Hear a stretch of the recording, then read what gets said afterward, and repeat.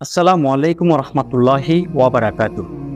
সম্মানিত বন্ধুরা, বাংলাদেশে বিভিন্ন জায়গায় বিভিন্ন বিশ্ববিদ্যালয়গুলোতে শিক্ষক লাঞ্ছনার যে ঘটনাগুলো গণমাধ্যমে ভাইরাল হচ্ছে, মানে যে ভিডিওগুলোতে দেখা যাচ্ছে যে শিক্ষকদেরকে বিভিন্ন বিশ্ববিদ্যালয়গুলো থেকে বাধ্যতামূলকভাবে ছাত্ররা, মেধাবী স্টুডেন্টরা পদত্যাগ করতে বাধ্য করা হচ্ছে।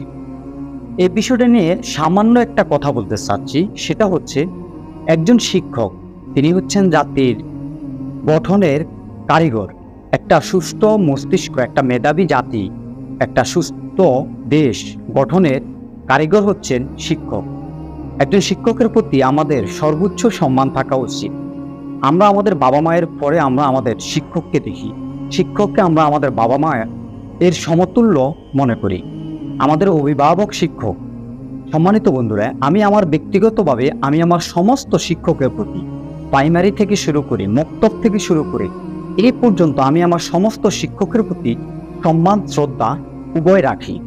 কিন্তু আমার কোনো শিক্ষক যদি অপরাধ করে থাকে, তাহলে শিক্ষকের উচিত শিক্ষক নিজেই নিজের অপরাধের জন্য অনুশোচনা করা, যেন সেই অপরাধে আমি শিক্ষকের দৃষ্টিতে তার অপরাধ তুলে ধরতে না হয়। প্রিয় বন্ধুরা, বাংলাদেশে এখন যে সমস্যাটা দেখা দিচ্ছে, সেটা হচ্ছে বিগত 15 বছরের শিক্ষকদের দলীয় ক্যাডার ভিত্তিক রাজনৈতিক প্রভাব খাটানোর, রাজনৈতিক ক্ষমতা খাটানোর যে অপকৌশল ছিল গত 15টি বছর, সেই অপকৌশলেরই ফসল।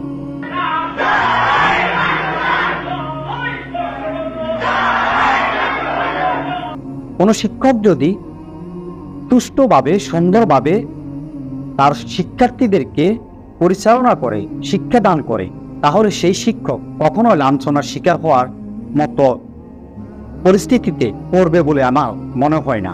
যেমনটি আমার শিক্ষকদের কথাই বলি, আমার শিক্ষকরা আমাকে কখনোই অপসংস্কৃতি কিংবা অপশক্তির প্রভাব খাটিয়ে শিক্ষা দেননি, বরং আমার শিক্ষকেরা সবসময় আমাকে অন্যায়ের বিরুদ্ধে, জুলুমের বিরুদ্ধে লড়াই করার জন্য শিক্ষা দিয়েছেন।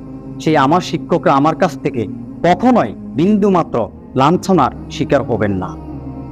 সম্মানিত বন্ধুরা, বাংলাদেশে গত 15টি বছর আওয়ামী শক্তি, স্বৈরাচার শক্তি, স্বৈরশাসক গত 15টি বছর মানুষের মুখোমুখি করে দাঁড় করিয়ে গেছে। যেমন পুলিশকে জনগণের মুখোমুখি করে দাঁড় করিয়ে গেছে, ঠিক তেমনি শিক্ষা ব্যবস্থায় শিক্ষকদেরকে স্টুডেন্টদের মুখোমুখি দাঁড় করে গেছিল। তারা বাংলাদেশ থেকে কোটি কোটি টাকা, লক্ষ কোটি টাকা তারা পাচার করে দেশের বাইরে চলে গেছে, কিন্তু যাওয়ার পূর্বে স্টুডেন্টদেরকে তাদের শিক্ষকদের মুখোমুখি দাঁড় করিয়ে রেখে তারা পালিয়েছে। আর এই শিক্ষকরা অধিকাংশ বিশ্ববিদ্যালয়ের উপাচার্য, অধিকাংশ বিশ্ববিদ্যালয়ের অধ্যাপক, তারা তাদের দলীয় ক্যাডার ভিত্তিক যে একটা প্রভাব ছিল, সেই প্রভাবটা খাটাতেন। তারা তাদের বিরুদ্ধে যদি কেউ কথা বলতো, তাদের অনিয়মের বিরুদ্ধে যদি কেউ কথা বলতো, তাহলে তারা দলীয় ক্যাডার ভিত্তিক একটা প্রভাব খাটাতেন। আর সেই প্রভাব খাটানোর কারণেই আজকে শিক্ষকদেরকে লাঞ্ছনার শিকার হতে হচ্ছে। যুগ ধরে আমরা দেখে আসছি, শিক্ষকরা পিতার সমতুল্য, শিক্ষকরা মাথায় থাকার কথা, সেই শিক্ষকরা আজকে মাটিতে কেন ঘুমটিয়ে পড়তেছে? সেই শিক্ষকরা আজকে কেন অপদস্থ হচ্ছে, লাঞ্ছনা শিকার হচ্ছে?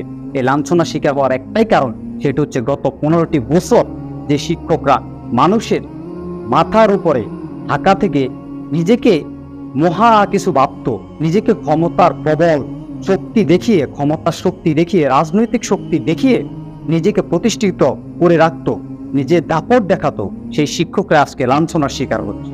কোনো দায়িত্বশীলকে যদি তার অধীনস্থ ব্যক্তিরা তার আসনে না চায়, তাহলে সেই দায়িত্বশীলের উচিত হচ্ছে নিজ ইচ্ছায়, নিজের সম্মান রক্ষার্থে, নিজের ইচ্ছায় এবং দেশকে রক্ষার্থে, ওই দায়িত্ব রক্ষার্থে তাকে নিজ থেকে সরে পড়া। কিন্তু আমরা লক্ষ্য করতেছি যে বিভিন্ন বিশ্ববিদ্যালয়গুলো, বিভিন্ন স্কুল কলেজগুলোতে পূর্বের শিক্ষকদেরকে তার স্টুডেন্টরা, মেধাবীরা চাচ্ছে না। যৌক্তিক কিছু কারণেই তারা চাচ্ছে না। তারা চাচ্ছে যেন শিক্ষক স্বেচ্ছায় পদত্যাগ করেন। কিন্তু যখন শিক্ষক স্বেচ্ছায় পদত্যাগ করতে নারাজ হন, পদত্যাগ করেন না, তার আসন ছাড়েন না, তখনই স্টুডেন্টরা বাধ্য হচ্ছে ওই শিক্ষককে পদত্যাগ করতে বাধ্য করতে।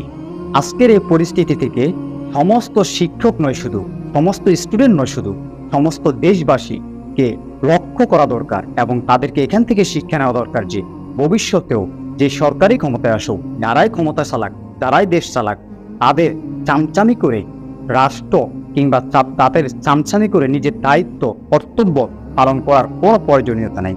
কারণ কর্তব্য পালন করবেন আপনি মানুষের চামচামি করে, আরেকজনের চামচামি করে আপনি আপনার দায়িত্ব পালন করবেন, তাহলে আপনাকেও ঠিক একই পরিস্থিতির শিকার হতে হবে।